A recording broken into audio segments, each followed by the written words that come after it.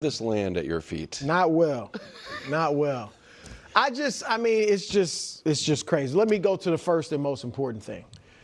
I do think the Eagles will be able to withstand and overcome this. I think they're at the point, I said it last week, they're just ignoring it. Especially, for sure, as long as they keep winning. Now, if they start losing again, it could become a problem. But right now, I think their attitude is just, he's the boy that cried wolf. We just not even worried about it. We just gonna go on, yeah.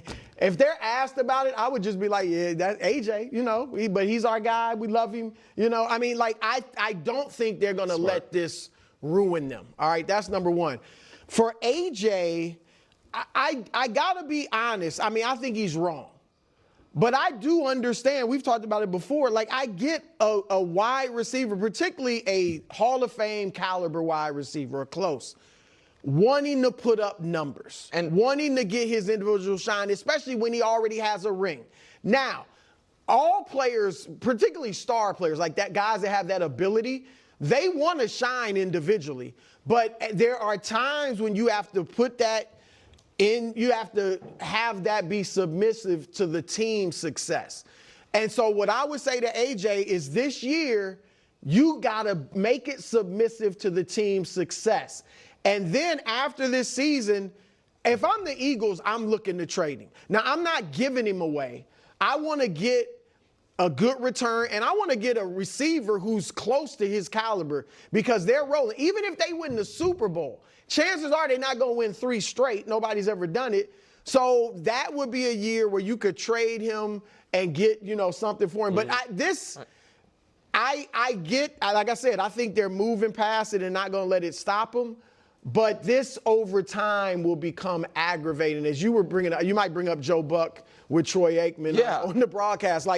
It seems that maybe something's there with Jalen. And again, I'll trust your knowledge of, I don't know if the boy who cried wolf is a biblical parable, but it's a parable. No. But this isn't quite the boy who cried wolf because he is seeing a lot of wolves. What he's complaining about is not fake. He is complaining that now using me and not using me was an instance where that was fake. This is outrageous how he is being used, and it's outrageous what he's doing. I find both things ridiculous. I find it totally ridiculous that the Philadelphia Eagles cannot figure out how to use A.J. Brown, and unlike last year, you can't say, well, everything's humming the way we're doing it. They had 0 points at halftime. They had 0 points at halftime.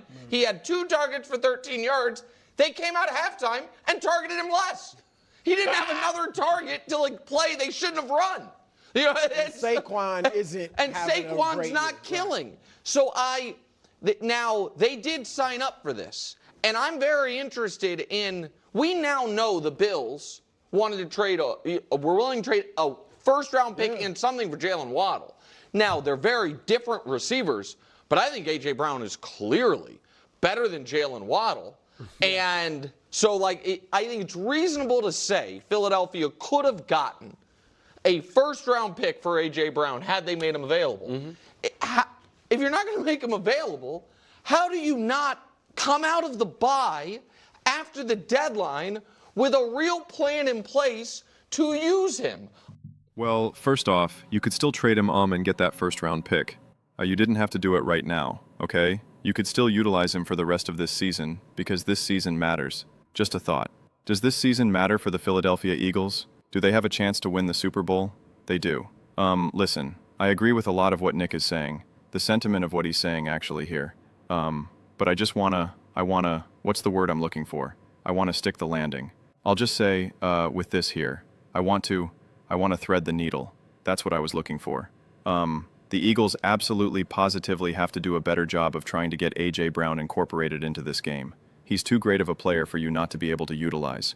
That's the key part here. If it was just this weird situation where it was just Devontae and Saquon and Dallas Goedert and that's all Jalen Hurts was hitting.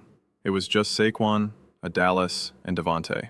And they were like, man, listen, you gotta be able to go through your progressions. You gotta be able to. I understand you have a wide receiver 2 and 3. They're not all Devontae.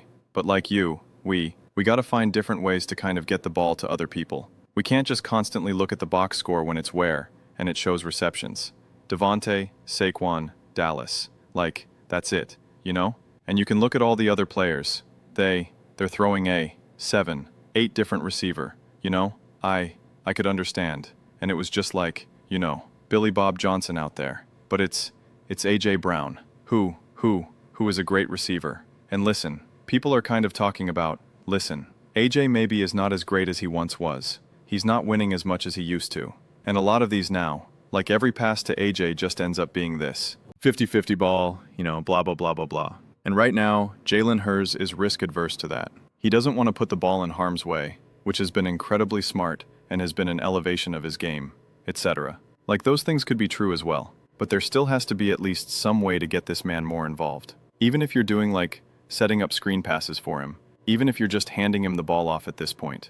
Like, I don't know, man. Anything. Something. Think about the play that they ran for Saquon Barkley, who when he did the spin move. Just do that with A.J. Brown then. I don't know. Something. Anything. Something to get this guy involved. And you can still do it in a way that you're not forcing him the ball, right?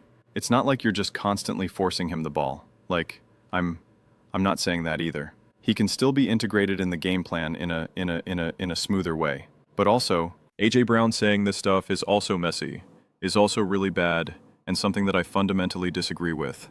And Aaron Rodgers had a great soundbite a couple weeks ago where they said, you know, they asked him and said, how do you feel, you know, when a receiver complains about targets, you know, and Aaron says, you know, what I say is like, you know, listen. He goes, I welcome those conversations. I welcome those conversations at this point. And he's like, my answer is always, you know, let's go watch film together. Like, let's talk about it. Let's discuss. Let's watch film about it. And I'd love to know if that's happening with Jalen, Sirianni, Kevin Patullo, AJ, obviously, and being like, what's the story here? Are you open? And Jalen is just not hitting you, or just not looking to you, or unwilling to let it rip in those moments. Or is this just a specific play? Calling issue and play design issue. And I have showed you guys a clip before where Warama Slay said A.J. Brown is always just trying to beat his man. Like he's never schemed like Justin Jefferson, etc., etc. That like A.J. Brown has to work harder than any other receiver. And that was with Kel Moore, a coordinator that people like, that people felt positively about, he was a big reason why the Philadelphia Eagles won the Super Bowl. And he caught a beautiful game both NFC Championship game and Super Bowl. You know, and him and Jalen Hurts like had a lot of growth together. And yet it was still brutally difficult for A.J. Brown. And it was still very much just like A.J. Brown being like, I just need to be better than you. I'm not being put in a position to succeed. And I talked about that a lot, especially near the end of last year and into the playoffs. And I showed you the clips where, you know, with Orvalski talking about it, and it was just like these receivers are just not getting open. They're not as open as some of these other games. I mean, look how wide open Pukanu always finds himself. My go-to example is always Travis Kelce. Different players, obviously, but it's just like, how many times is Travis Kelce just so wide open? You're just like, how is this man so open? Like, how everybody knows Patrick Mahomes wants to go to Kelce, and yet he is somehow considered in the biggest moments, in the most important game, is somehow always wide open, is always so wide open.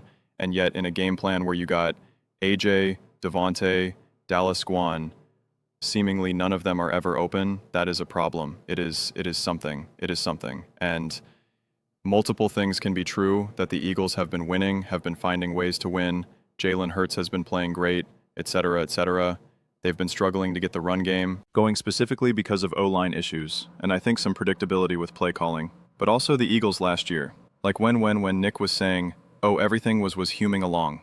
Which first off, they did not believe that. So let's not have revisionist history. But at the end of the day, the passing game needed to be huge in the biggest moments and most important games. That was the NFC Championship game. That was the Super Bowl. They needed that to go off. They needed that. It's why Jalen Hurts went off in those games and had huge moments. And so, you do need to be capable of doing that. You can't, you know, like, so when you do put up 0 points, like the Philadelphia Eagles are too good of a team, and they should be too good offensively. I understand there's some issues with the O-line, and then again, in that game specifically, against the Packers, Lane Johnson and whatnot. I get that.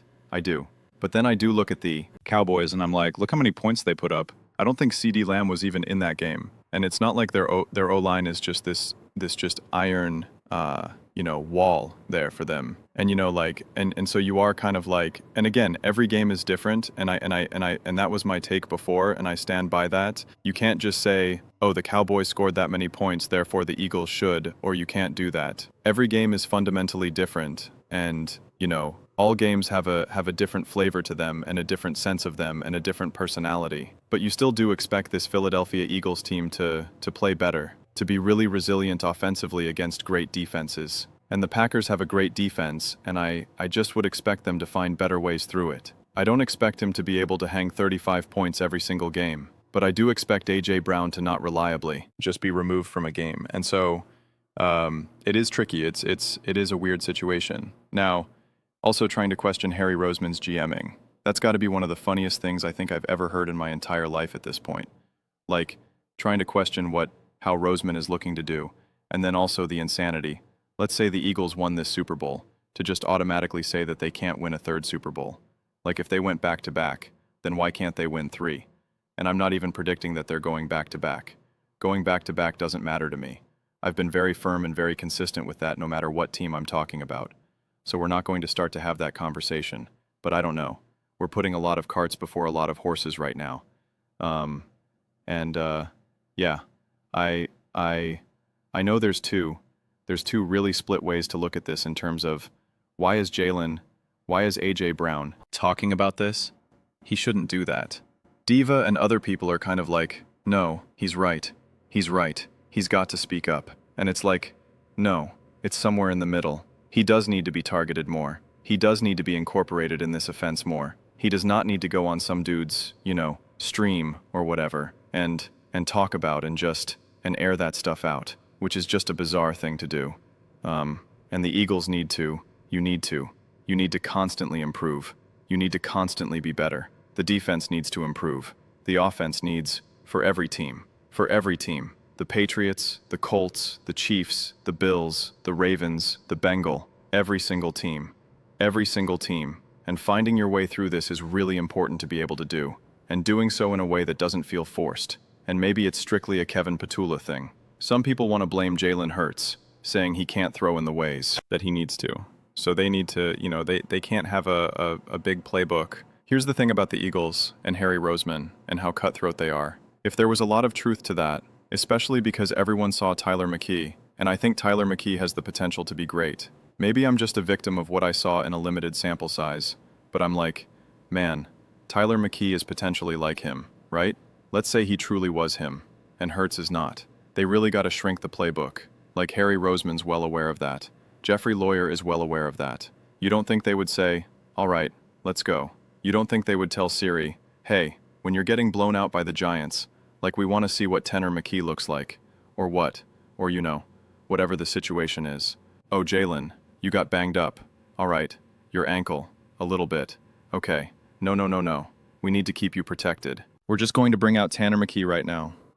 We got to keep you healthy, bud. Like, this is a cutthroat, brutal business. And especially from the Eagles' perspective, it's transactional. We've given you millions upon millions upon millions upon millions upon millions upon millions upon millions upon millions of dollars. There's no feeling of like, we're indebted to Jalen. He got us a Super Bowl. No. The Eagles are like, we built a team that put you in a like. Josh Allen, Joe Burrow. Like, there's lots of great quarterbacks out there. Like, you need a great team. You need a great coaching staff. Not only did we build that, like, the Eagles are looking at it from like, this is a mutually beneficial sit.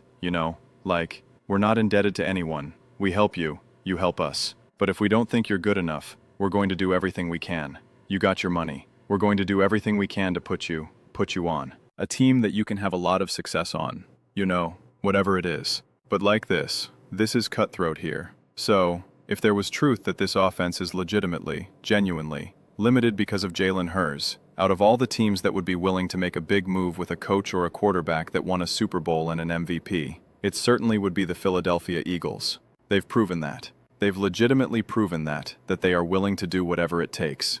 Whatever it takes. So, you also got to consider that too, because that's where I've seen this conversation also turn into.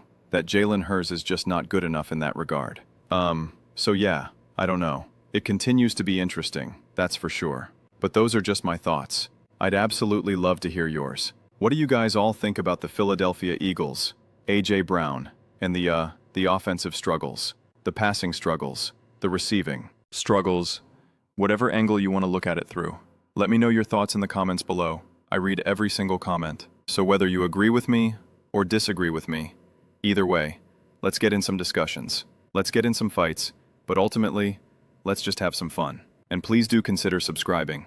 We're building an amazing community here, and absolutely love to see you part of it. I want to build something that we all generally feel connected to, something that we're really excited to be a part of. I think we're well on our way to doing it. Please don't forget to give this video a thumbs up, as it really does help the visibility and the algorithm. Thank you so much.